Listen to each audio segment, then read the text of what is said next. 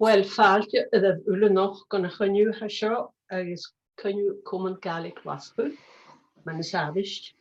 Agus nach ca sin go bhí cús fáilte i an ardalú Wilson MacLeòid. Agus ha mé clitsin go bhfuil siú ula go ma jóolach a bhí gaencin scapointin. Or ha bhí leibsil na Gaelic och an imimeach bliana. A Wilson hena ardalú vek a lei húnéidir.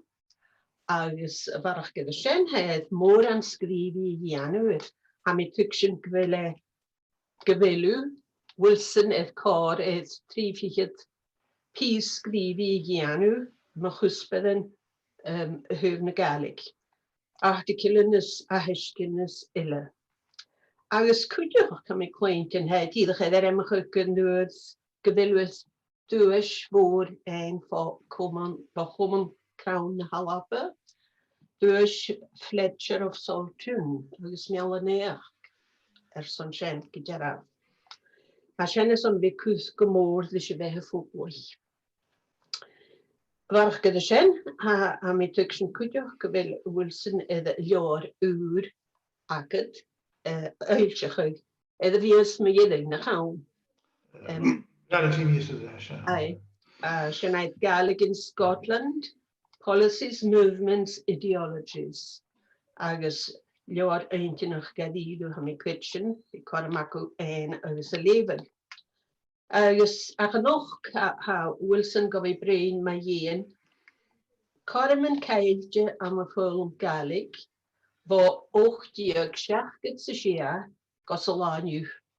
Agus gyda rafa ham hyn y cwad edward, dys nefys ag Wilson I gra. Agus mar sin nach gwyd siúle fáilte bhlá idir nard Olaf Wilson MacLeòid go Comunn Gaelic Lascú an nuadile. Sin agad da Wilson, dálar. Ciat tangus an sin bheithach, a mi was a tolig vi call it of an och. Agus seo an test tudas ha mi tor seachatórig an an Chomann. Ba mi awn mi edrych am I swinir och blian ash. Na flach we call it of an och. Agus hug mi gogun mi an origin hier to be in the Birle noch, maar hiesef hai go be gema mini choch a hoof policy achtie, I guess mar sin eerst, I guess am misschien be na sasa mar sin ach ma kormakin is on questions despot they can jedig be was a college being Be Corman on like in the Margarita. Okay, so have we told the good the screen share it or I guess he should have a PowerPoint outcome. I should copy it. Right. I guess maybe full screen, yeah. So is you're faking the screen nicht? Oh. Well, okay. So, so the title I've chosen then is Missed Opportunities in Gaelic Education from 1876 to the present, and I will explain why it's 76, not 72. So I'm going to talk about a range of issues, quite a mix of different kinds of issues concerning Gaelic education. And this is material discussed in the recent book that I've done called Gaelic in Scotland, Policies, Movements and Ideologies, which Beth mentioned. Unfortunately, it's an extremely expensive book. That's academic publishing for you, but I hope next year there'll be a paperback out and that will be a bit more reasonable. So, as I say, it's all material I talk about in the book. And education has always been the most important issue, sort of the central issue in Gaelic policy back to the middle of the 19th century. But even so, less than a third of the book as a whole is about education. So it's just one slice of it.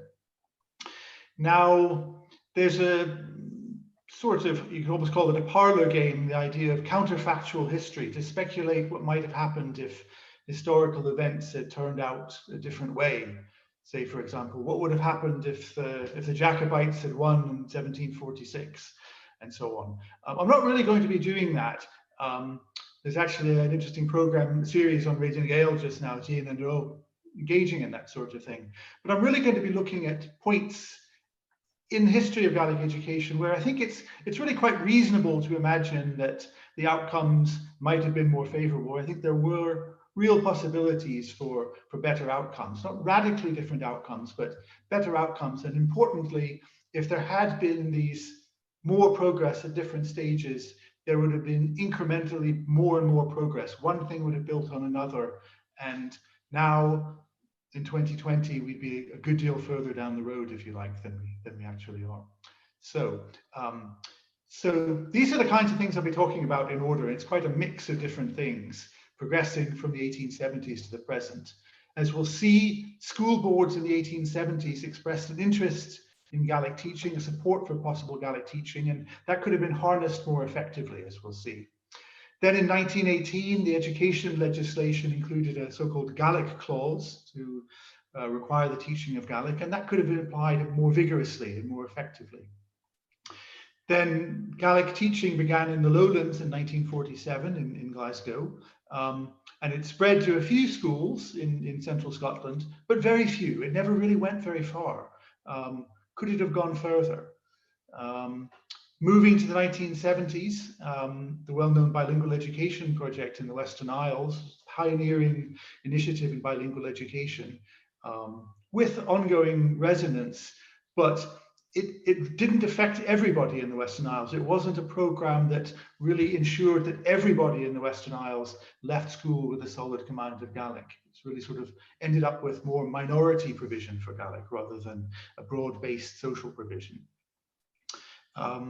Gaelic medium education began in 1985, and it grew really quite rapidly through the late 80s, early 90s.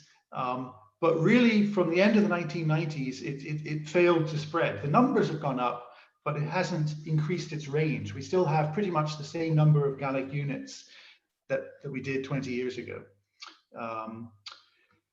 And when we talk about Gaelic medium education, primary education is much more developed than secondary. There's been a constant struggle to try to develop secondary education in Gaelic.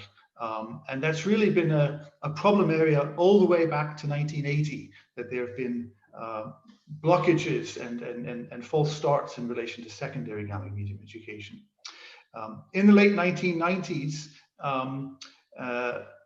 further education colleges in Scotland were really doing quite innovative immersion courses, year-long immersion courses for Gaelic learners. There were 14 of these at one point. But instead of them spreading, expanding, building to different levels, they really withered. And we have much less provision of that kind now than we did 20 years ago. In 2005, the Gaelic Language Act was passed, and new local authorities were required to introduce Gaelic language plans. And perhaps surprisingly, lots of local authorities that were making no provision for Gaelic enacted or introduced Gaelic language plans, but they still didn't make any provision for Gaelic. Could more have been done to make sure that these local authorities did more for Gaelic? And then the final thing I'll talk about is the 1+2 languages program, the new program for teaching languages in Scotland schools. And very disappointingly, Gaelic has ended up with a very marginal position in that 1+2 languages program. And it's quite possible that that could have been handled differently. So you see, there's a wide range of issues I'm talking about from a wide range of time, and to give you a sense of these as different possibilities. So I'll take these in order. So we're going to start back in the 1870s and go right up to the present.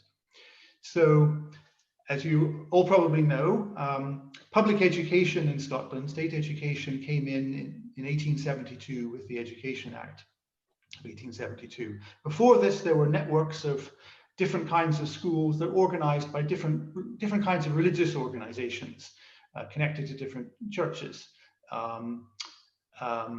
And they were, instead, these were replaced by state schools.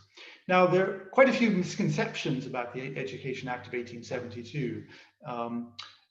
But very importantly, the Act did not ban the teaching of Gaelic in schools. It did not require that English be the language of instruction in schools. In fact, the Act said very little about the education curriculum at all. Education curricular matters were instead controlled by a separate legal code of regulations, which was known colloquially as the Schools Code.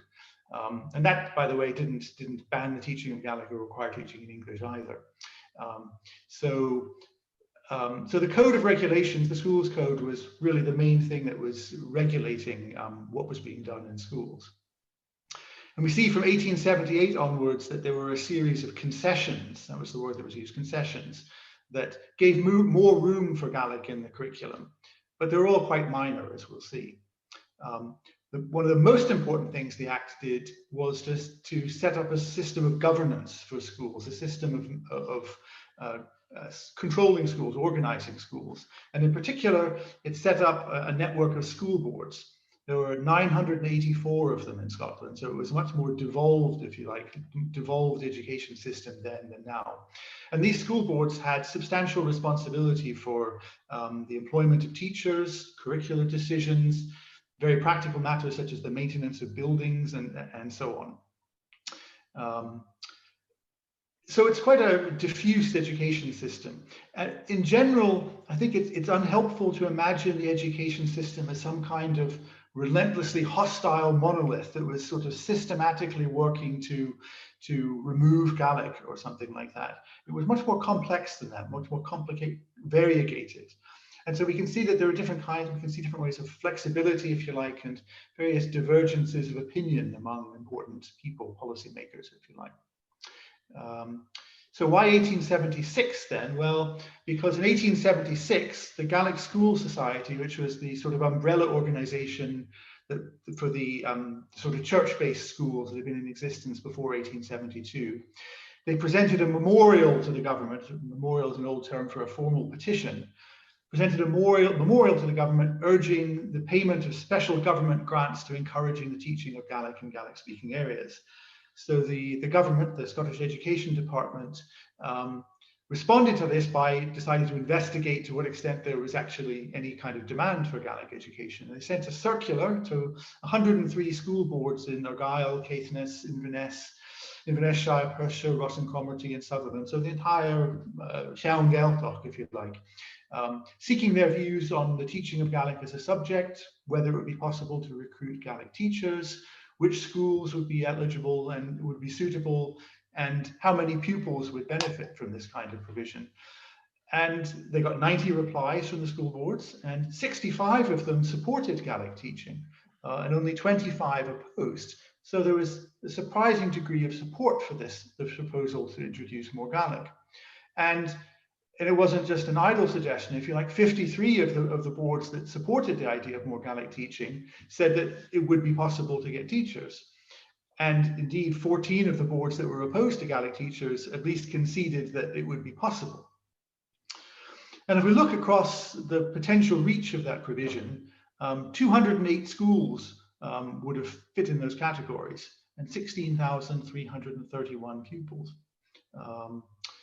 So looking at it geographically, all 8 of the boards in the Western Isles supported the idea of more Gaelic teaching, as did 16 of the 20 boards in the Inner Hebrides. And the mainland is a bit more mixed, but with stronger support for Gaelic in Inverness Shire and Perthshire than in other parts of the mainland Highlands.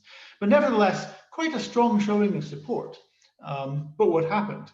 Well, the government, the SED, seems to have been rather surprised by this relatively positive response, but it really wasn't minded, it wasn't really inclined to take any kind of strong action. They agreed to find out canvas demand, but it doesn't really seem to have ever been a prospect of them doing anything very significant about it. So instead, we see that the first of these concessions that I mentioned came in 1878, and it allowed that, it said that it would be possible to put some of the school's grant funding toward paying the salary of a Gaelic teacher. Problem with that is if you diverted the money to Gaelic teaching, you diverted the money from something else, which was usually considered more important. And it said that Gaelic could be taught during ordinary school hours. In other words, it wasn't sort of an after hours extra add-on. And it could be taught either by the certificated teacher or by pupil teachers, extensive use of pupil teachers at this time. A few years later, in 1885, the so-called Highland Minute, it gave us a special additional grant to teacher salaries to support Gaelic teaching. A small grant, but nevertheless it was there. The problem with these concessions, other than being relatively minor, is that they were permissive rather than mandatory in nature. In other words, it said that school boards were allowed to do these things, but they didn't require them to do it. And so in practice, the actual uptake of these provisions was very limited. So by 1898, there were only 25 schools in Scotland that were teaching Gaelic. That's a far cry from the 208 that were specified in that survey back in 1876.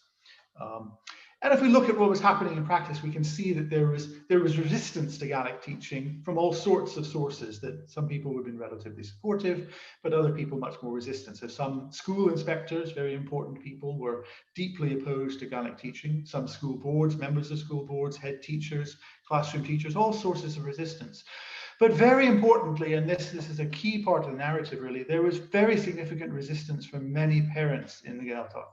They did not want Gaelic teaching. They were very, very keen that their children acquire English to get them ahead in the world. And they saw Gaelic as a distraction from that would take away from their ability to master English, become employable in the wider world, and so on and so forth. It's sort of a running theme through all of this. Of course, some parents were supportive, there's no doubt about that. But it's quite clear that there was not great enthusiasm for Gaelic teaching from the wider Highland population. The key word that was used again and again by activists at this time was apathy. They talked about the apathy of the parents. So that's the first of these examples where I think more could have been done. There was more potential there in the early days of state education than actually delivered. Another factor at that stage was really there wasn't a real Gaelic organization as we would know it today to really spearhead a campaign to really drive things forward. And that organization didn't emerge until 1891, and that was Comhairle, which we still know today, best known today for organizing the mods around the country. But for many years, really from the 1890s to the mid-1980s, Comhairle was the Gaelic organization. It took charge of pretty much everything in relation to Gaelic. And it played a very important role in campaigning for Gaelic education and providing materials for Gaelic education and so on.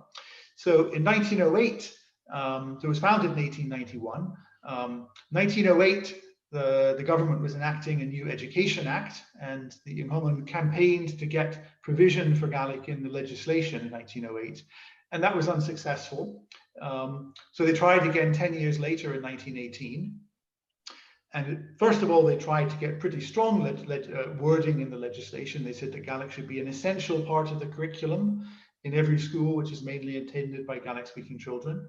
And they also said that in other schools with Gaelic-speaking children, in other words, where they were a minority, that Gaelic would be made available as desired. In other words, if they wanted it. So really to embed Gaelic in the curriculum. The government wasn't prepared to go with that. And there was also substantial opposition within the Gaeltacht among ministers and school board officials and so on. But they were successful in getting an amendment introduced into Parliament. The government accepted that. And so the 1918 legislation included what became known as the so-called Gaelic Clause. And the Gaelic Clause said that the education authorities in Gaelic areas must prepare and submit for the approval of the SED, a scheme for the adequate provision of all forms of primary and intermediate and secondary education, and then crucially, including adequate provision for teaching Gaelic in Gaelic-speaking areas. So since 1918, there's been this legal obligation to provide for the teaching of Gaelic in Gaelic-speaking areas. But just looking at the face of it, there's a couple of key questions that come out of this. Number one is, what is a Gaelic-speaking area? How do we define this in terms of territory? And possibly even more important, what constitutes adequate provision? What counts as adequate? Nowadays, in sort of education parlance, education jargon, we would talk about benchmarking in terms of learning achievement. We might talk about meeting designated learning outcomes, things like that, but there was none of this. It was sort of just left in the air to some extent. And when the Gaelic clause came in, people were very optimistic about its potential. So, for example, Alexander MacDonald, who was a senior official in the Gaelic Society of Inverness, he described the Gaelic clause as the Magna Carta of Gaelic education. And the Director of Education for Inverness Shire said that before long, no young child of Gaelic-speaking parents who reached the age of 15, so school leaving age, would leave school without being able to read and write his own language. So a great deal of optimism in those early days, but it didn't really pan out. If we look at the results of the 1971 census, that's an interesting census because that was the first census to ask questions about Gaelic literacy. Can you read Gaelic? Can you write Gaelic? And if we look at the results in the Western Isles, only 51% of people aged between 15 and 44 said that they could read and write Gaelic. Those would have been people who went to school, started school between 1931 and 1961. So in the decades after the 1918 Act was being implemented. So barely half of the people could read and write Gaelic.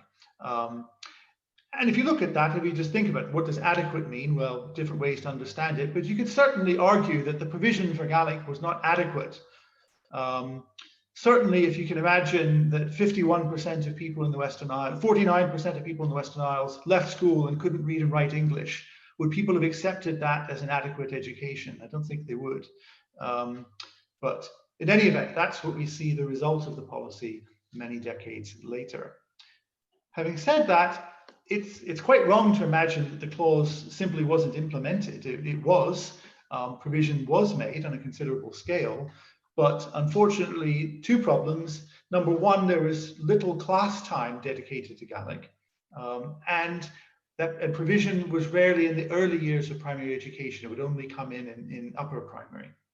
So children from Gaelic-speaking families often coming to school with no English would have years and years of English-only education and then would start getting Gaelic lessons after several years of that. So not the ideal model, perhaps. As previously, there was resistance in different quarters from some teachers. Certainly, again, some parents were noted as being quite unsupportive of the Gaelic teaching. But it did mean a really quite drastic difference in the extent to which Gaelic was being taught. So before 1918, it was estimated that under 20 schools were teaching Gaelic. By the end of 1920, so just very shortly after the legislation had come in, Gaelic was being taught to almost 5,000 pupils. And then by 1929, it was being taught to almost 9,000 pupils at 309 schools. Most of them in Inverness and Ross-shire, as you can see. So it was coming in. The main source of information we have about implementation was a report by a special committee that Comhairle appointed in 1936 to find out what was being done and to make recommendations for improvement. And at that stage, they found that Gaelic was being taught to 7,129 pupils in 284 schools, the great majority of them in the islands. But very importantly, the average teaching time was only an hour and a quarter a week. That's very, very little. And in many schools, it was only half an hour a week. So being taught, but in a minimal fashion in some cases.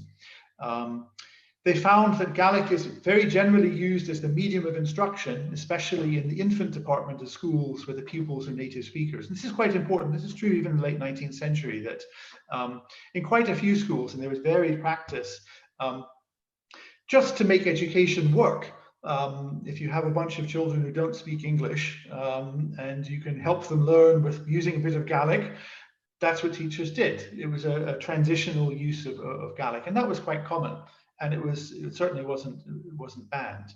So you had that sort of informal usage in very early primary education, but formal instruction in language, a dedicated Gaelic lesson, usually didn't begin until children were age 9, and sometimes not even until the age of 12. So as I mentioned, they'd be going through years of sort of harsh immersion in English before they got the Gaelic lessons. And you know, I think it's more logical to think that it would be best to start with the Gaelic and then gradually introduce English. However, that's the nature of the provision. And Comunn also found the teaching, the methods used for teaching Gaelic were quite deficient. They said that it was arid, academic, and that it was often taught through the medium of English, which is bizarre because at this phase we're talking entirely about native-speaking children. So the idea that a native-speaking teacher is teaching Gaelic through the medium of English to native-speaking children in Gaelic communities in the Western Isles or something is it's quite a proposition, but that's what was happening. Importantly, many teachers couldn't write Gaelic, and that meant that although they were doing Gaelic lessons, they weren't making provision for writing Gaelic. It was just oral practice, so it wasn't a very rich Gaelic education. So Comunn in this report made 18 recommendations to the authorities, but almost none of them were really acted on in any meaningful sense. So quite a disappointing result. If we think about that the optimism, people talking about the Magna Carta of Gaelic education, it didn't really achieve the potential that it might have. Okay, so I'm going to move well south to Glasgow and talk about Gaelic education in the Lowlands and for learners more generally. So until 1947, almost all provision for Gaelic in education was aimed at native speakers, and that was almost entirely in the Gaeltacht. But from the mid-1930s onwards, and Comunn and some other organizations had been urging provision in lowland cities. And this was met with a lukewarm response, I think it's fair to say. The government set up 2 advisory committees on education in 1946, and the one on secondary education was not very supportive of these ideas. In particular, it was very clear that it thought Gaelic was relevant only to people of Highland descent. It didn't really affect the rest of the Scottish population. It was specifically for the Gaelic cultural minority, if you like. And the advisory committee said that Gaelic had limited utility value and limited cultural value compared to European languages. So that was this sort of mentality that was reflecting the educational establishment at the time. But nevertheless, Gaelic campaigners were successful in persuading Glasgow Corporation to introduce Gaelic classes. And they began in 1947 at 2 schools in Glasgow, Bellahouston and Woodside. Very interestingly, as early as 1954, the great majority of the Glasgow pupils were learners of Gaelic. They weren't native speakers. The idea was that this was going to be native Gaels in Glasgow using Gaelic at home, but that's not who enrolled in these classes. And the same thing happened when in 1957, Gaelic was introduced in Edinburgh and Greenock. Learners were the overwhelming majority of the pupils. In Edinburgh, almost all of them were learners, and almost half of them in Greenock had no Gaelic-speaking parent. So that's quite significant.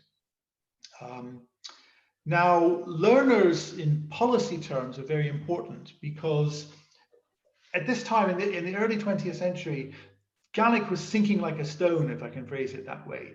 The number of Gaelic speakers fell by more than 50% in 60 years in Scotland.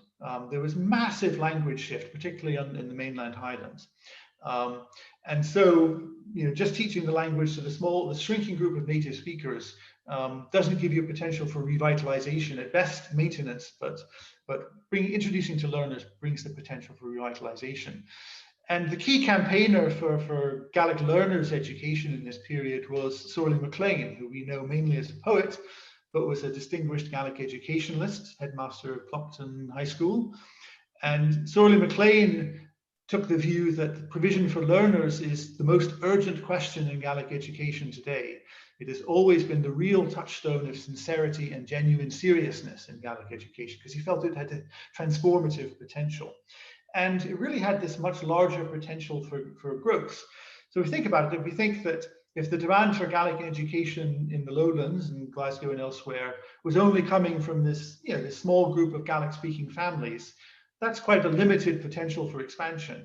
But if the base of interest is much wider, if the wider population of Glasgow is interested in Gaelic, then the potential for growth is much greater. However, having said all of this, there really wasn't any geographical expansion, significant geographical expansion beyond this. We have Glasgow, Greenock, Edinburgh, but it didn't spread to Paisley and Airdrie and so on and so forth, and 20, 30, 50 lowland towns. It never just gained that momentum to move to the next stage. And the same is true in relation to the learners' qualifications.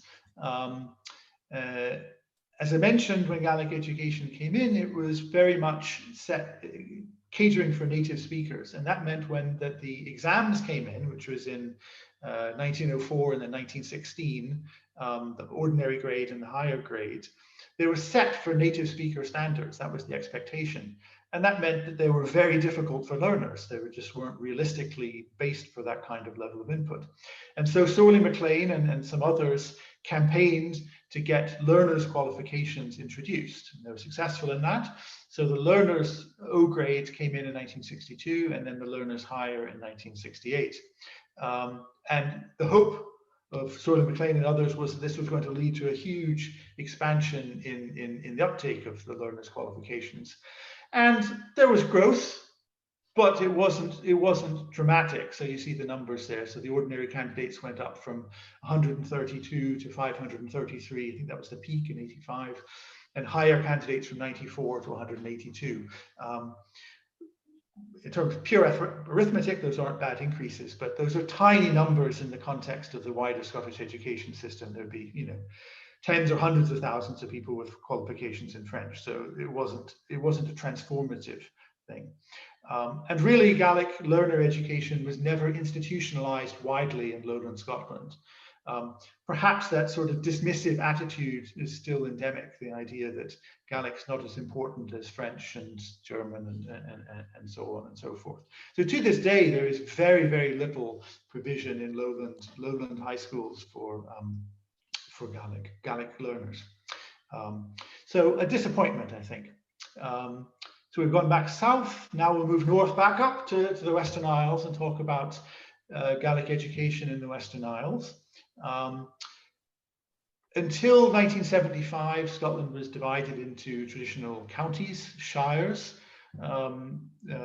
Lewis was part of Ross-shire, and the islands from Harris to the south were part of Inverness-shire. But they were united in 1975. Corlin and Eilean, the new local authority for the islands, came in, and very quickly after being established, it launched this pioneering bilingual education project in schools. This didn't come out of nowhere. There was an important precedent in the 1960s, the so-called Inverness-shire scheme. But the bilingual education project was much more far-reaching and ambitious than anything that had been tried up to then. And the aim of the project was to enable children from a Gaelic-speaking background to become literate and competent in the use of both Gaelic and English to a level comparable to that achieved by their peers elsewhere in the country, and to provide facilities throughout the school for children from a non-Gaelic speaking background to learn Gaelic as a second language. So it started out in 24 schools in the islands, then spread to 34, and eventually in a different form to all the schools in the islands. There was 56 in those days. There have been a lot of school closures since then. But there were challenges to the bilingual education project. There were difficulties. A very important one, again, a theme I'm coming back to, is ideological resistance. A lot of parents and a lot of teachers didn't really believe in the project. The devaluing of Gaelic was very deeply embedded, and the valorization of English in the education context. So very strongly entrenched, and to come up with this very innovative new scheme encountered a good deal of resistance. And very importantly, the project was based on the assumption that these were Gaelic-speaking children, that Gaelic was their mother tongue. But in reality, this is the period when language shift from Gaelic to English was really starting to begin in the Western Isles, and you can see this clearly in the pupil figures. So when the proposal came in, when the project came in 1975, they found that 22% of the pupils in primary 1, they would have been probably born in 1969. So a fifth of them were monolingual English speakers, as opposed to only 4% of those in primary 7, people born in 1963. So suggesting in those 6 years, children, growing up in the early 70s as opposed to the late 60s, there was a real difference happening. I'm talking about the rural schools there because in the Stornoway area at that time, only 7% of the children were considered fluent Gaelic speakers and 68% were English monolinguals. And then by 1992, the council estimated that only 19.5% of the island's pupils were judged to be fluent speakers.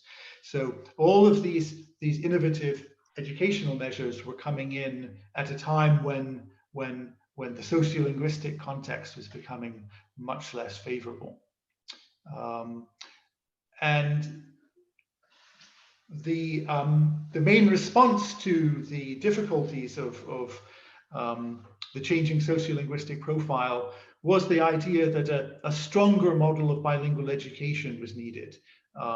If with pupils with limited Gaelic or indeed no Gaelic, you needed a stronger immersion in the language to achieve positive results. And this led to the new concept of Gaelic medium education. That's very familiar to us now, of course, but it was a new idea in the early 80s. And as many of you will know, it was launched in 1985 in Glasgow and Inverness. 1 year later, it came to the Western Isles, so 1986. And then by 1999, there were 25 Gaelic medium units in the Western Isles. But there was, from the outset, there was a degree of unease about the appropriateness of the Gaelic medium education model in the Western Isles. John Murray, the late John Murray, who was the director of the Bilingual Education Project, felt that this was just being imported from outside and didn't really suit the island's context. He said that we have a detailed bilingual policy in operation.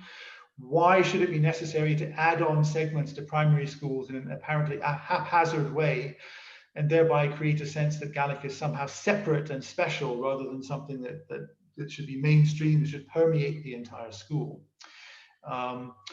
And in practice, because Gaelic units were only opening in some of the schools, parents were sometimes forced to choose between sending school children to their local school or to another school down the road a few miles that had a Gaelic unit. And it's sometimes argued that this tended to promote division within small communities and wasn't helpful for the overall community ethos. Over time, the great majority of children continue to go to English medium education. There's only a minority doing Gaelic medium. Over time, that proportion has increased. I think it's more than 40% now, but typically in the early days, certainly it was a relatively small minority. And for those on the English side, the Gaelic input tended to be quite modest. They got some Gaelic, but not really enough to build up substantial skills in many cases. And of course, as I mentioned, this is a time when language shift is coming through. In previous decades, children went to school for years and years, but were first language fluent Gaelic speakers because they were living in Gaelic speaking homes and intensely Gaelic speaking communities, and they didn't need the school to give them Gaelic. But as the language is weakening in the community, that's no longer working the same way. Now, if we compare what was happening in Wales at this time, similar system of local government reorganisation came in the same time in the mid-70s. In the strongest Welsh-speaking area in Gwynedd in northwest Wales, their bilingual policy was based on the principle that the school system should ensure that all pupils become bilingual. The view was, this is a bilingual area, we need to equip our pupils in both languages in the area, and this broad-based policy to bilingual education came in, essentially meaning in practice mandatory Welsh medium education. But no comparable approach in the Western Isles. So you have a situation where large numbers of people going through the education system without acquiring knowledge of Gaelic. So I think that has been a disappointment and perhaps one of the factors for in the decline of the language in recent decades.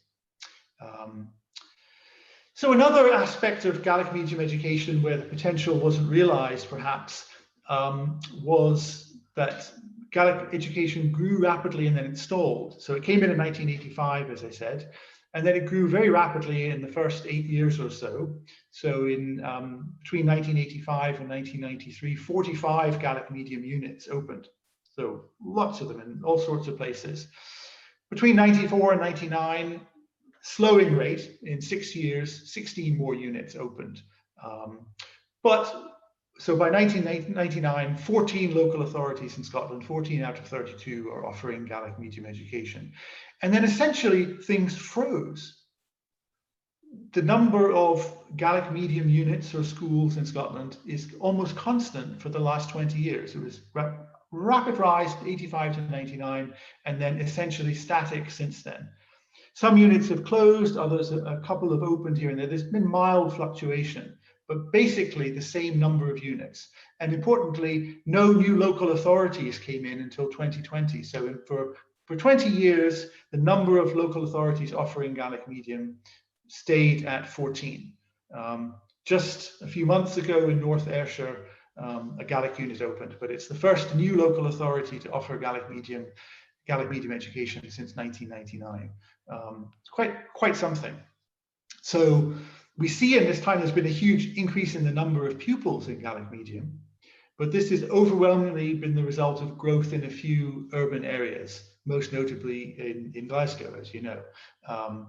But it's been very concentrated in particular areas. It's been suggested that one reason for this slowdown was that there was saturation in the sort of core Gaelic areas in the West Highlands and Skye and the Western Isles. There wasn't a need for more units there, but certainly it didn't spread to more areas in the Lowlands, and including major centres like Dundee still has no Gaelic medium provision, which is quite remarkable. But a very important aspect also was teacher shortages. That really from the early mid-90s, it was becoming apparent that there was going to be a shortage of teachers, and Gaelic organisations urging an important response. And the government response, I think I would summarise as crisis. What crisis?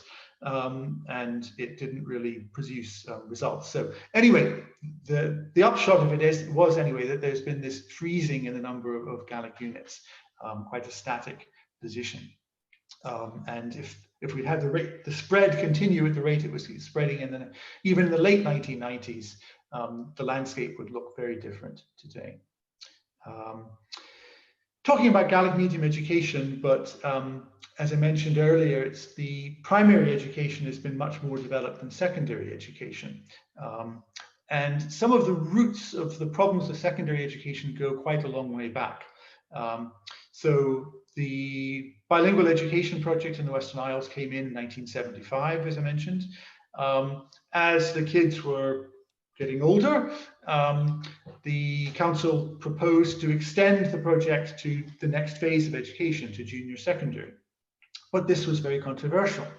So the Council Education Committee accepted this proposal unanimously, but then the full council turned around and voted to reject the idea of extending secondary Gaelic bilingual provision. 2 months later, the council reversed itself again and said, well, yes, we can go ahead with the secondary phase, but only after we do a full consultation with parent and teacher organizations. There was a huge amount of political sensitivity about it. And Professor Derek Thompson, professor of Glasgow in Glasgow University for many years, as you know, he wrote at the time that this reveals the deep division that exists in the strongest Gaelic area on the role of Gaelic in education. That returns to the theme I mentioned before about these uncertainties and discomfort about Gaelic in many minds. Certainly no consensus that it should be supported.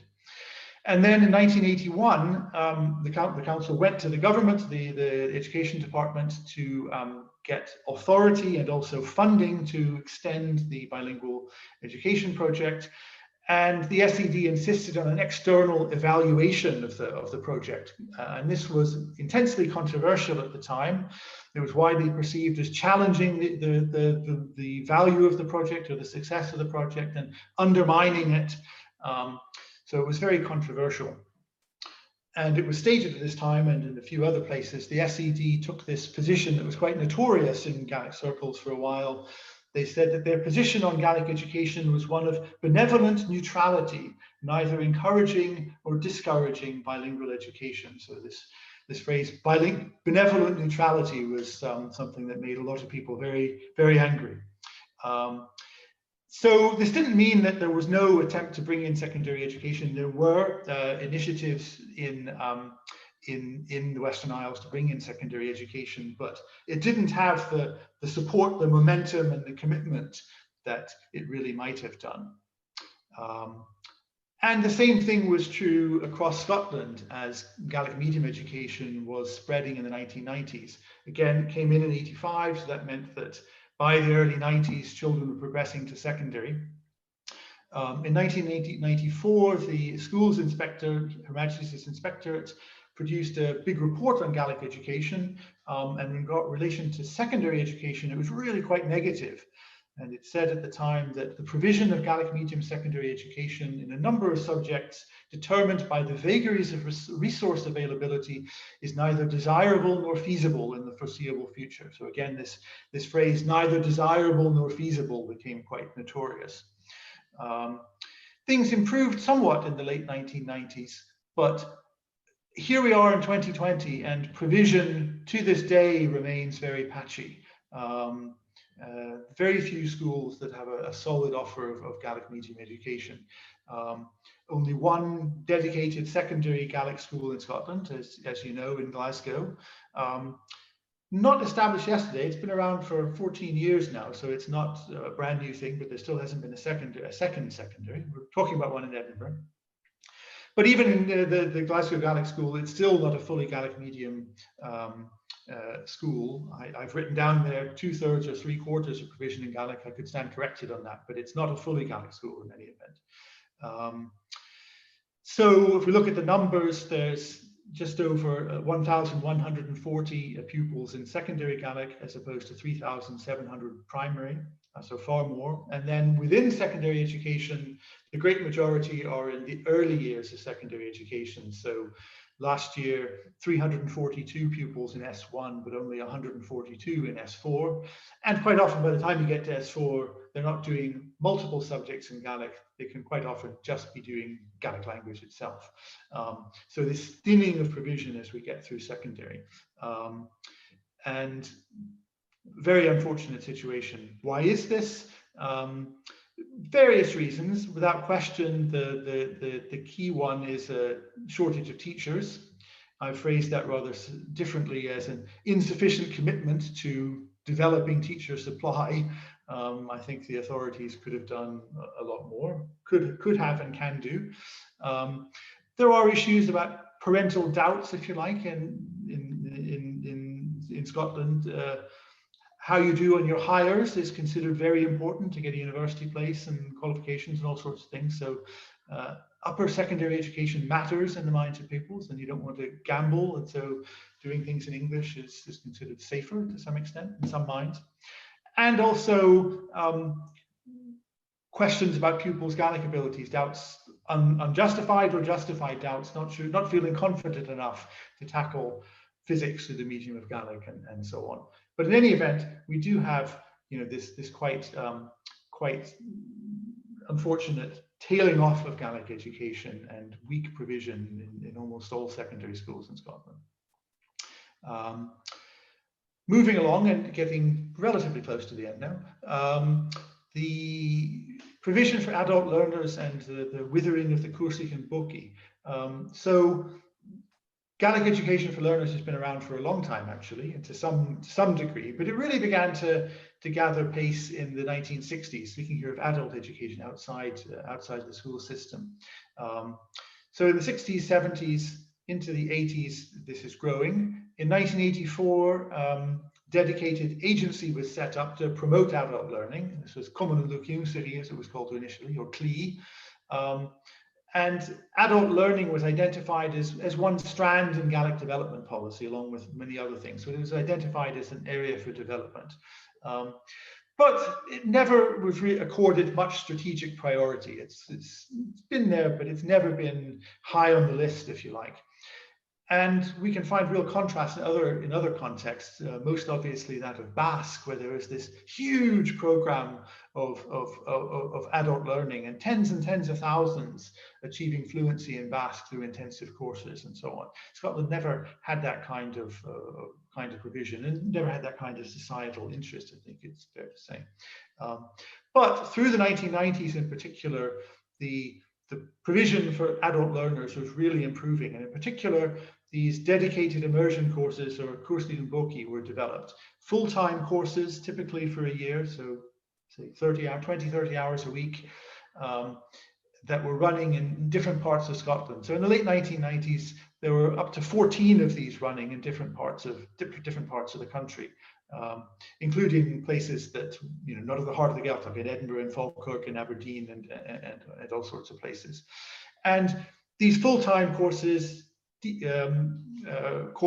really allowed opportunity to make much more rapid progress, because the traditional evening class model, do Gaelic for 2 hours a week, you know, it takes you 6 years to do your O-level. You know, very few people reach fluency by that model. So it was a really positive development. But it really started slowly to fade away, slowly started to wither. Colleges, one by one, started to withdraw their provision, mostly for financial reasons. Colleges in Scotland, I'm not an expert, but I know enough to know that they've had a lot of problems for the last 20 years. And that was partially because there was no dedicated funding for Gaelic. It wasn't given any kind of special top-up funding. With regard to Gaelic medium school education, one of the key things that allowed it to grow was these system of specific grants that came in. There was special top-up money that paid up to 3/4 of the costs of running Gaelic medium education. But that only applied to schools. There was no counterpart for further education or higher education. So Gaelic was treated financially the same way as woodworking, accountancy, hairdressing, whatever. It was just another subject. And over time it faded out. And so it means today there's only three places left that are offering immersion courses today. One of them in Glasgow, and the two, unfortunately, in terms of where the bulk of the Scottish population is, in the far northwest of Scotland. Thadhail do great courses, but not everyone can move to Skye for a year. So my own view, I'm speaking, this is moving into opinion here, you know, we need multiple pathways for Gaelic learners. You know, you need to be able to come in at different levels, different times of the year, different numbers of hours per week. There have to be different ways into Gaelic. And there need to be structured opportunities for progression. If you do the first year immersion course, you want the second year immersion course, and so on. And you want certification, you want qualification. So there are various steps that have been taken, some good work being done to do this just now. But if the momentum of the late 90s had been maintained, we'd be hugely further along, I think, in relation to this important sector. Then we come to the Gaelic Language Act, very important legislation that came in 2005. The most important thing in the Gaelic Language Act is that it requires public bodies, including local authorities, to prepare Gaelic language plans if they're requested to do so by Bors na Gaeilge, which is the new language agency. Specifically says that local authority plans have to address education, and that's one of the main things they do in their plans. So 14 authorities have prepared language plans under the Act, but nevertheless don't offer Gaelic medium education in any of their schools, or make any secondary learners provision in any of their schools. So they have a nice glossy looking document that says Gaelic language plan, but it doesn't include any offer of Gaelic medium education or Gaelic learners education in secondary schools. There's another 14 authorities that have prepared plans. These are the authorities that are already offering Gaelic medium education. So I'm not talking about those, I'm talking about other local authorities that have come in more recently, but haven't introduced Gaelic education as part of their plans. This would include, just in the Glasgow area, Western Bartonshire, East Renfrewshire, South Ayrshire, Falkirk, Clackmannan, and so on and so forth. North Ayrshire, I mentioned earlier, they do now offer Gaelic medium education, but that's not because of the language plan process. That's because local parents organised and forced them to do it under new legal provision. So that's not to do with the language plan process. They also signed off on a language plan that didn't include provision for Gaelic. So could Bors na Gaeilge have pressed these authorities harder and insisted that they had to do more for Gaelic medium? Should they have done that? Could they have done that?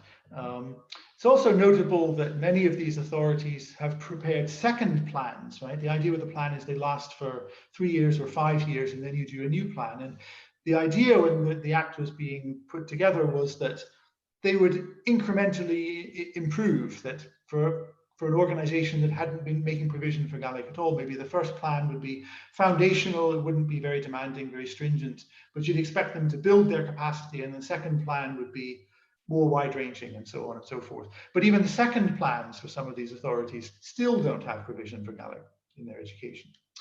Now, Bors na Gaelic is a small organization. It doesn't have a lot of political clout. They're not really in a strong position to force local authorities to do things. But sitting in my comfortable chair in Edinburgh, I think they maybe could have done a bit more to push these authorities, a test case, if you like. But that's an idea. In any event, we certainly haven't seen any major expansion of Gaelic medium education as a result of the Gaelic Language Plan process. As I mentioned, there have been almost no new Gaelic units. There haven't been any in Lowland Scotland until just recently in Kilwinning and Ayrshire. So that's an indication. And then the final thing I want to talk about is the 1+2 languages scheme in Scotland. This was a general language learning policy strategy that's been introduced in recent years, from 2012 onwards. And it's based on a much wider European Commission languages strategy. The idea that everybody in Scotland, but other countries, you should study 2 languages in addition to your mother tongue. So the mother tongue is the one, and then the +2 is the additional 2 languages that you speak. So this could have been a significant opportunity to expand the role of Gaelic in the Scottish education system. Now, not necessarily you're not going to produce highly fluent, highly active speakers by teaching them Gaelic for an hour or 2 a week, as we saw with the 1918 Act earlier. But it would be very helpful, I think, to spread basic knowledge about Gaelic, basic knowledge just to be able to know the colours, the days of the week, what Bain and Glown and Eilean mean, right? Just to be able to identify the landscape, just an awareness of the language, and very importantly, to build support for the language politically. That would have been very helpful. But in terms of what happened, there was never any real push to say that Gaelic should be really deeply embedded in this system. Scottish government could have said, we really expect Gaelic to play an important role in this. We expect some serious provision from local authorities in relation to Gaelic as the L2, the second language, or the third language. You get less at the L3.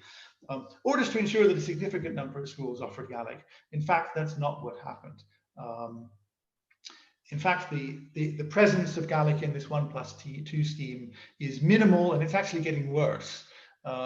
So last year, Gaelic was only being taught in 103 schools in Scotland out of more than 2,000. And the overwhelming majority of those were in the Highland counties, Argyll and Bute, Highland, Western Isles. A grand total of 2 in Glasgow, a grand total of 0 in Edinburgh. And these numbers have declined even in recent years. So in 2018, it was 128. 2017, it was 154. I actually, until I was putting these numbers together for this presentation, I knew it was small, but I hadn't realized that there'd be these very substantial declines just in recent years. It's really, I think, I would safely call this shocking, to be honest. Now, one of the reasons for this is that's given is that the idea is if it's introduced in primary school, there should be an opportunity to continue into secondary, so that it lays a foundation that you can then develop at the secondary level. And there's a logic to that. But in relation to Gaelic, I think the obvious solution would be to say, well, we need to improve secondary provision for Gaelic. You can't just say indefinitely, well, there's no Gaelic in this school, there's no Gaelic in this local authority, therefore we're not going to introduce it to our schools. Particularly bearing in mind that these are local authorities that have so-called Gaelic language plans. But in any event, that's the lie of the land with the 1+2 scheme. So to conclude then, so I've taken you all over the place through time. I certainly would be willing to entertain the argument, but I think it's realistic to imagine that there could have been better outcomes in these areas. That it's possible, realistically possible, to think that outcomes could have been better in these areas. Maybe not dramatically better, but I think as it turned out, was unfortunate. I've presented these episodes, sort of sopas cachets, but they weren't in isolation from each other. These were connected. And if these different things had worked out more favorably as we'd gone through, there would have been this potential for incremental progress, that things would have come in more solidly. I think it's easy to say in relation to Gaelic education that often it's a matter of too little, too late, if you like.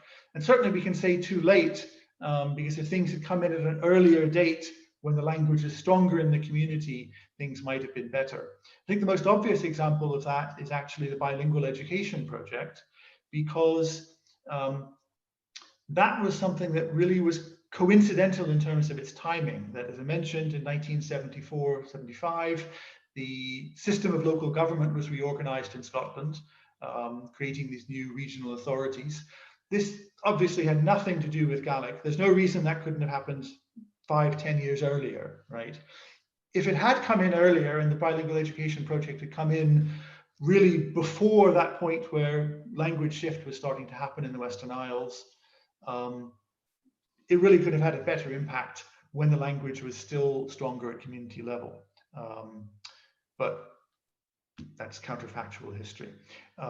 In general, when we look at these situations in Gaelic policy history, we really just always have to bear in mind the wider political context, the wider sociolinguistic context, and especially the wider ideological context. What did people believe? What were people worried about? What did people want to achieve? What did they think it was possible? And so on. And we're always constrained by these kinds of factors. But when it comes to minority languages, I think they're especially important. So that's my tour of Gaelic language policy. I'm sorry this isn't a very upbeat presentation, but I hope it's been informative, and I'd be very pleased to discuss any of this. Well, thank you very, very much, Wilson, for a very interesting and excellent lecture, actually. So I'm sure there must be lots of questions to be asked about the information you've given. So everybody can, if you just put up your hand, if you want to ask a question. I can't see most of you at the moment. So any questions?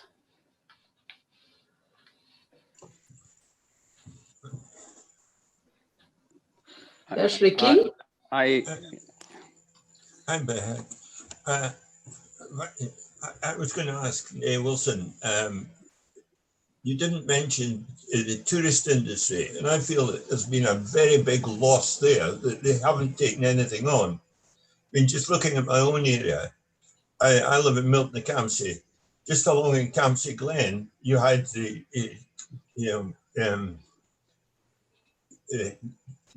big carriage and Gael. It was there, and put up the new church in Lennoxtown, and there was a lot of work there. And there's absolutely no real memorial to this, or no attempt to highlight this to people. Yeah, I think there's so many potential places. It's a matter of identifying the most important ones.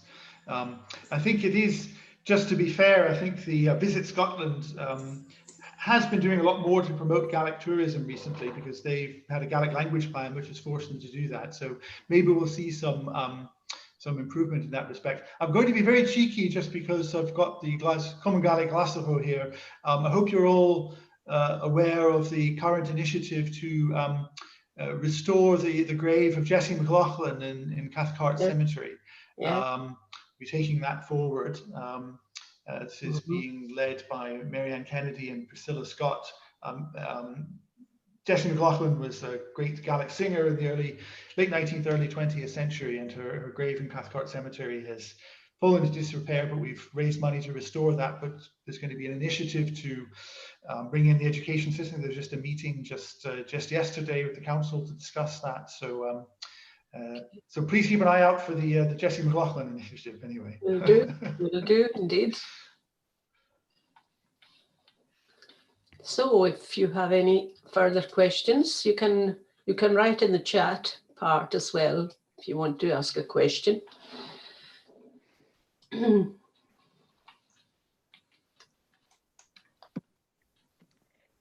May I speak? It's Sheena from Sky. Bruce Yes, Robertson here. Sheena. Shoot the Oh, heel. Come in.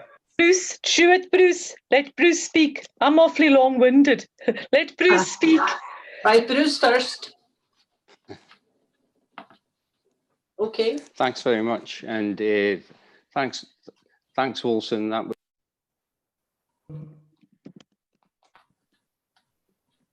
You mute now, Bruce. Could you unmute your microphone, please? That's it.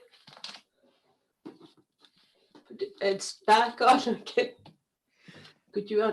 That's it now. That's it. Can you hear how's it? that? I Yes. think that's it now. What I was trying to say was, are you hearing me okay? Yes, absolutely. Great. First of all, thanks very much for that. I learned a lot, and the evidence you presented is very difficult to disagree with. I wanted to take us to the 2016 Education Act, and in particular, the Gaelic provisions of that Act. And within that, the powers that were bestowed upon Bors na Gaelic. And, you know, frankly, like you were suggesting, I'm not convinced that they have actually maximized anything like maximized the opportunities there.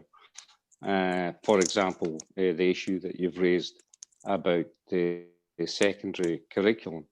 I just wondered what your thoughts are in terms of the impact of the 2016 statutory guidance on Gaelic education and what we could do to actually get this into the system in a better fashion. Thank you. Thank you, Bruce. I have to be honest. I mean, I'm really not close enough to the ground to be able to comment on that effectively. Certainly, I did note that there was a report from Education Scotland. You know, they're always phrased very diplomatically, basically saying that the local authorities hadn't taken full advantage or full cognizance of the guidance or something, which I think is bureaucratese for they were ignoring it, basically. So yeah, I think more could be done with it, but I don't think I'd feel secure commenting on the detail of it, to be honest with you.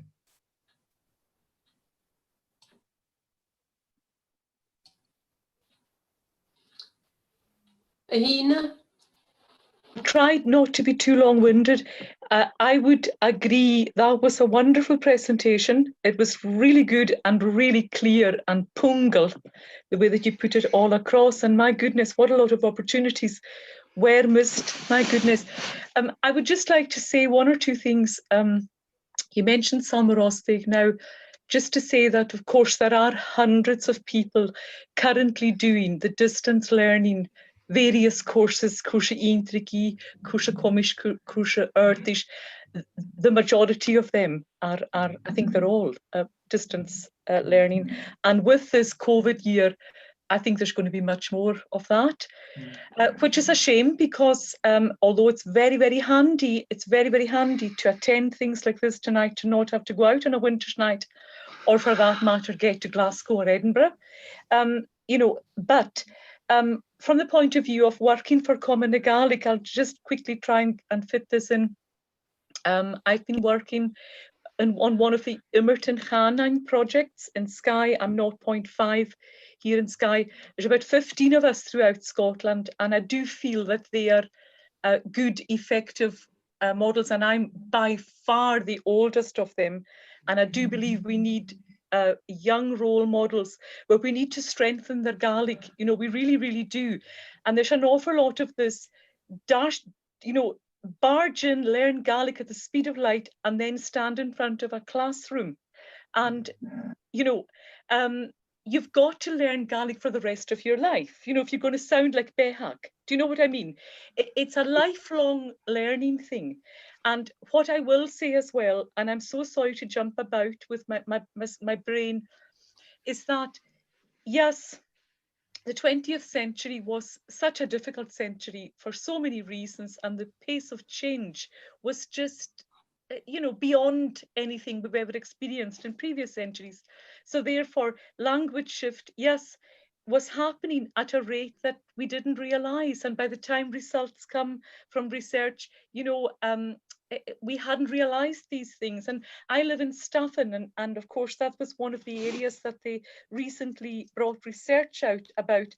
And people, even in, you know, developers in the Gaelic world will say, of course, you know, in Staffin you're a great, strong Gaelic speaking community. Well, yes, but community has changed enormously. You know, the whole idea of community has changed hugely. And so the Gaelic community has shrunk massively. If we're working on our sheep, we're doing it as a family. We're not working with a community. But, and that's a shame. But from the point of view of the schools, I'd just like to get this point in. Yes, I have huge respect for the schools and the teaching staff and the dinner ladies and gentlemen and all the rest of it. I've got a massive amount of respect for them, but they don't have any magic wands, you know, and a school is a sort of an artificial place. They don't have magic wands. So by the age of 8, the children understand Gaelic really, really pretty well. But the minute they go to speak it, there's a lot of holes, you know, there's a lot of holes, and there's a lot of verbs with Gaelic endings, you know, and so I hear these children regularly. So therefore, I know it's not all about numbers. I would rather there were less numbers, but people were more fluent. So there's a lot of people on this thing tonight, so I don't want to go on, but I'm very concerned by the fluency, and I feel that we're lacking in passion for our language as a nation. We're lacking in passion, and you know, we've been saying for years now to people, to parents, you don't need to speak Gaelic to send your children to a Gaelic medium school, but there is no doubt that it is massively helpful if you try to engage with the language. So I'm sorry, I'm awfully long-winded, but I do have a lot of views on this. But wonderful presentation, really wonderful. And I enjoyed the previous one, but I got cut off, Behak, the last time. Oh, did you? I'm so sorry. No, it wasn't your fault. It's the chicken here. They're the Oh, winning. I see. Okay. So you're Thank with you. us tonight anyway. Oran tank. That was good. Do you want to reply, Wilson? Well, yes. I think the various things I could say. This is a bit controversial. So, you know, one of the great successes of Gaelic medium education, but it's true of bilingual education, immersion education generally, is that it's educationally very successful. And there have been various research studies that show very positive outcomes for Gaelic. But if you look at how they've been structured, and I was involved in one of the important ones, the 2 points that tend to come to be made are how well the children do in English, even though they go to a Gaelic school. Isn't that wonderful? Yep. And how well maybe they do in maths and science as well. And yes, maybe how good they are at learning additional languages because of their ability in Gaelic. But we don't hear that much about how good their Gaelic is. That's almost as if that's not really considered that much. And part of the problem, I think, is that, you know, a very large proportion of parents who put their children into Gaelic medium education are not Gaelic speakers, don't become Gaelic speakers either, as the children are in Gaelic medium. And therefore, they're not really in any position to assess them. They hear this wonderful fluent output in a language they understand, and it seems great. And they're not hearing the holes that Sheena mentioned, and they're not hearing the things that a native speaker would pick up immediately. And I think that's been noted for some time, you know, that there are shortcomings in relation to Gaelic, but it tends to be put to the side and emphasizing the wider educational attainment of the children, which of course is very important, but maybe there's not enough attention to Gaelic. The other thing I would say is in terms of the numbers and so on and so forth, that you know, there are perhaps geographical variations in in different parts of the country. You know, I don't think people in, obviously there are people in Skye who don't particularly think very much about Gaelic or don't value it that highly, but there are an awful lot of people who do. Here in Edinburgh, there are an awful lot of people who barely know that Gaelic exists and maybe don't think much, don't have a high opinion of it. The only reason that Edinburgh Council make provision for Gaelic, and we're doing a consultation on the secondary Gaelic school in Edinburgh, because there are hundreds of parents who are demanding it and are writing to the council and hassling the councillors and so on. The overwhelming majority of those parents who don't speak Gaelic or come from Gaelic speaking backgrounds. Without the momentum of numbers, there would be no provision in this city, and that would be true of many parts of Scotland, I think. Yep. So unfortunately, I think the phrase I use in my book, that concept was this may be a price that had to be paid. It's not an ideal situation, but certainly in places like Edinburgh, it's what we have or it's nothing, I think. But that's a tough calculation. I don't think that's an easy one at all. Yeah. Thank you very much, Wilson. Now, Ken, you're next on the list, aren't you?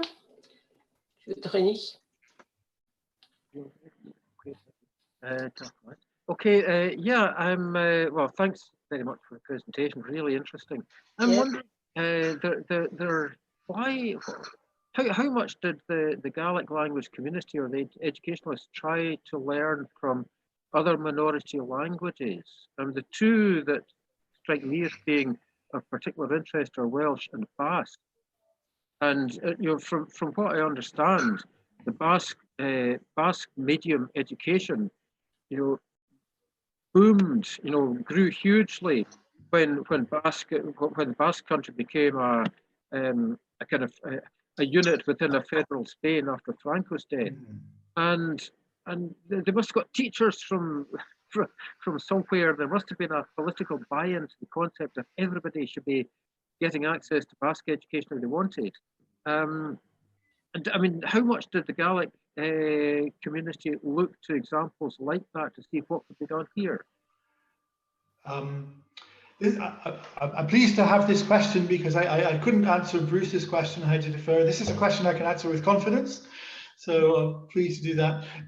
Generally speaking, in relation to you mentioned Wales first, and I'm very pleased, very honoured to see that Professor Colin Williams is with us tonight, who's the leading expert on Welsh language policy, has also written on the history of Welsh education policy.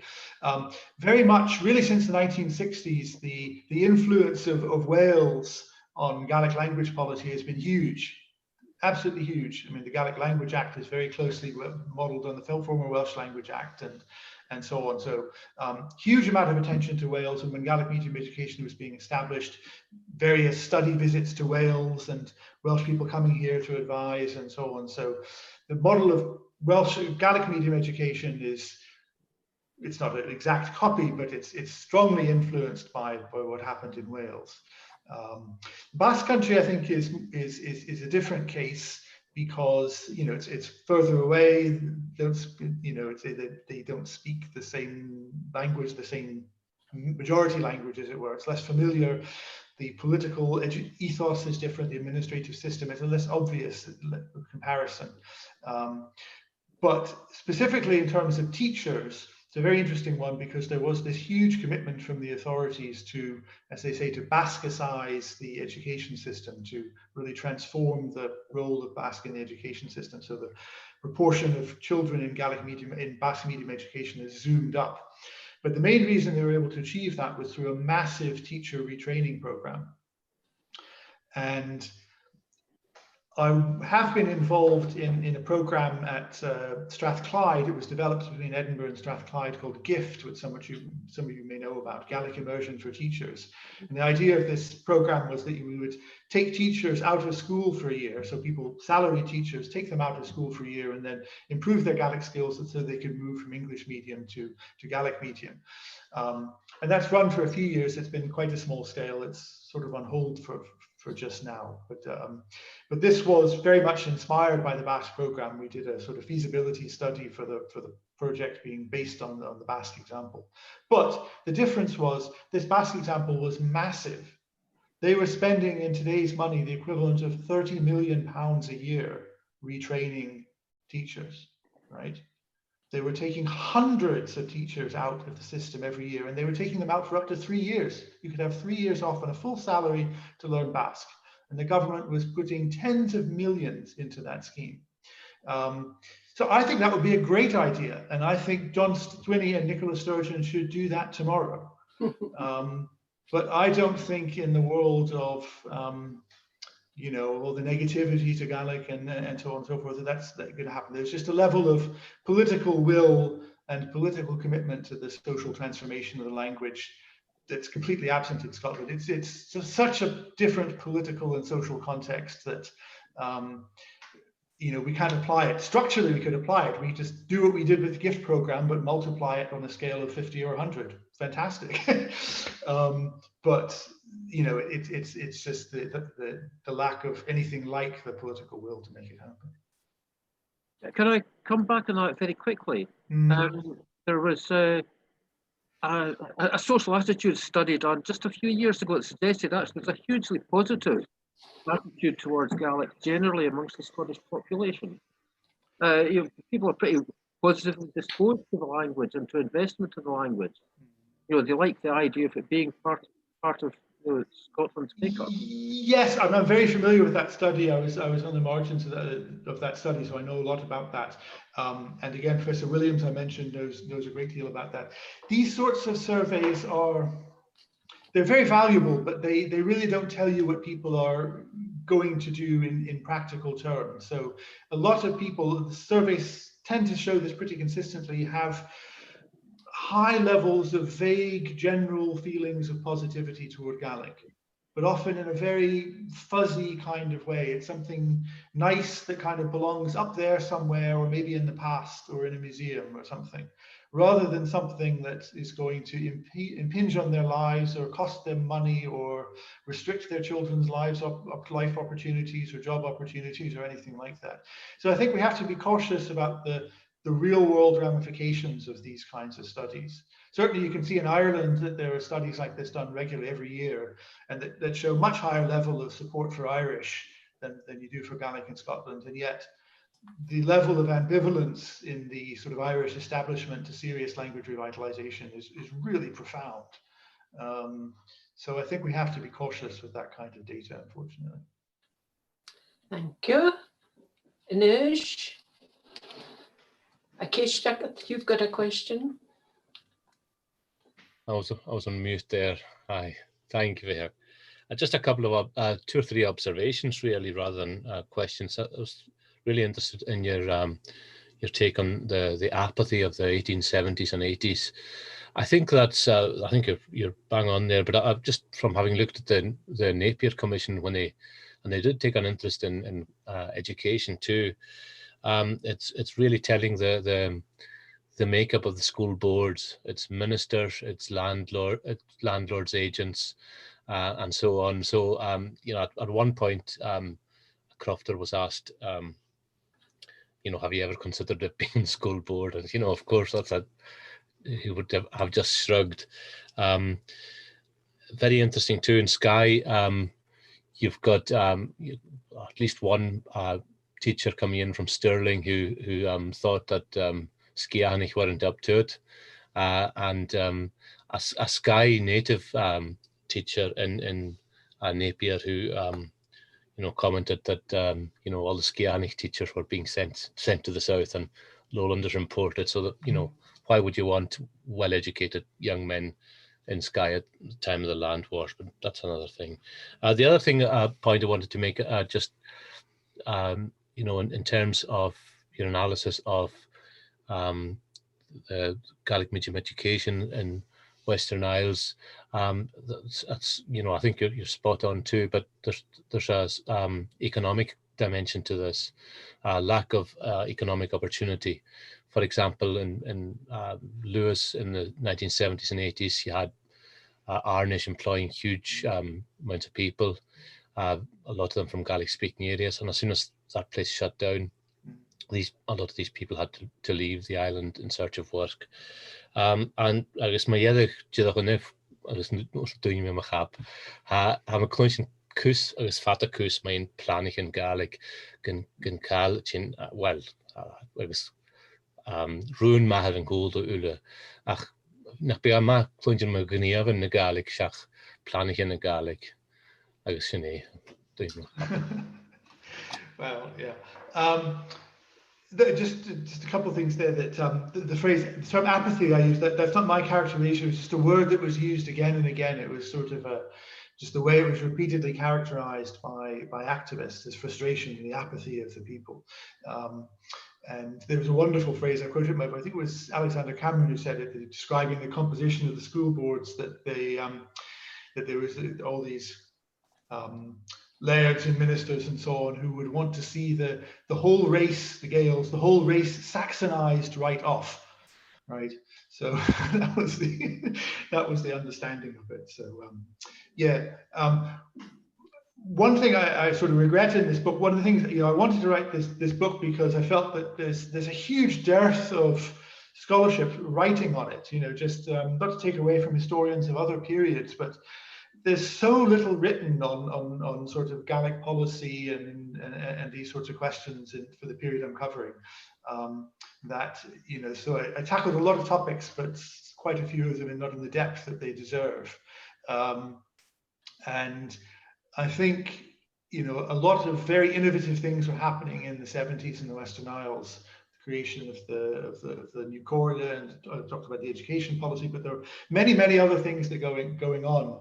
But an idea that comes through is the sense that this was a special time. It was a time of economic potential. People were returning home. There were jobs, and there were white-collar jobs. The council, the Comhairle created opportunities for people like John Murray to return to the islands and so on, Finlay MacLeòid, and so on. But that was sort of a relatively brief period, and Thatcher came, and the arts closed, and that momentum wasn't sustained. But I think more could be written on that. Something I just dabbled in. But I think that's an idea that comes through, that there were these wider structural factors you mentioned. Yeah. Thank you very much, Wilson. And now we have Michael Foxley. Hi. Hi. Thanks very much, Wilson. Excellent, excellent talk. Just a few comments rather than questions. I think in this situation, you need to be brutally positive. So I'm reflecting on when we established in the Harricle, the Gaelic-medium unit, rock solid opposition by the school board, the majority of the parents. We drove it through. There's nobody in the English nursery now. 2/3 are in the Gaelic unit. You just need to get a bit brutal now and again. These are more common. Teacher shortages were going on for 30 years. This is a bad joke. That needs to be sorted. Saturation you commented on. I was just doing the figures. We've got 3 Gaelic medium units, including a school out of 20 in Lochaba. That's a long way from saturation. Could I just come in there just a wee sec there that, to be honest, I'm pinching that idea from Donald John MacLeod. I don't claim to be true or false. That was his suggestion. Right, thanks, Wilson. Just to finish on my scribbly notes, I agree with you about multiple pathways with Solmarostic. And I think the big lost opportunity has been the 1+2. That was a real opportunity to make sure that Gaelic was the +2. And there's a Gaelic summit with the DFM next week, a week today. We need to drive these things through. And lastly, because there were various conversations last week, it's to pick up things out with the school I know you're talking about education, but we need to pick up, including my sons and my cousins, we need to pick up activities out with the school so they can deal with Gaelic. But thanks for a very excellent talk. Thank you. Thank you very much. Yeah, I mean, obviously this was focused on education, but I think one of the key principles of language revitalization is that education is a very important component, but the idea that it's can deliver language revitalization on its own is maybe it's the central fallacy or the most common ground for the failure of language revitalization. It has to have a broader social development. Okay, thank you very much. Now, Josie, Josie? Hello, Bishop Complained. Ha. Please ma agus míle thank ar son passionate for Inchinach. Ha me hín na chikas Gaelic as an art school like school Gaelic Wasku. Agus I'll ask my question in English. It's regarding, well, I know that one of the key factors of Gaelic medium education is that high levels of the language are modelled. And currently, you do not require to have a Gaelic degree to be a Gaelic primary teacher. And I just wonder what your thoughts are on this, because considering that primary teachers are responsible for teaching the language, and it's at the early stages of education that children learn the language, if the level of language and the quality of the language that's being taught at that stage isn't high enough and isn't at the required standard, it then has implications for when the children come to us in secondary. And this is in no means being disrespectful to primary teachers, and I'm trying not to adopt a blame culture here, but we find that a lot of children have 7 years of really bad habits when it comes to grammar, pronunciation, etc. And it's very hard to then teach the secondary curriculum while trying to fix errors in their spoken, written Gaelic. And I just wondered what you would think about the requirement for primary school teachers to have a degree in Gaelic, because on one hand it might address the situation where perhaps the level of Gaelic being taught is not high enough, but on the other hand it would mean that it would take a lot longer for teachers to qualify, and that would then pose more problems with regards to the shortage of teachers and the recruitment process. Yeah, I should know this. I'm sorry, I don't, to be honest, but my understanding would be that you'd get into trouble with the GTC with that. I don't think you can require a subject-specific qualification just to be a Gaelic teacher, so you'd have to deal with the regulatory system there, and maybe the EIS wouldn't like that. I don't know, but I'm speculating there. But I understand what you're. The one thing I would worry about, though, is that, you know, in Edinburgh University, where I work, we do have a degree that's been running for about 6 years now in primary education in Gaelic, and that's been very successful. But one of the innovations of that program is that we're taking people in who start off with no Gaelic, who start as ab initio learners of Gaelic. And generally speaking, I think with, you know, because you mentioned things to do with pronunciation, I mean, there are so many dimensions to language proficiency.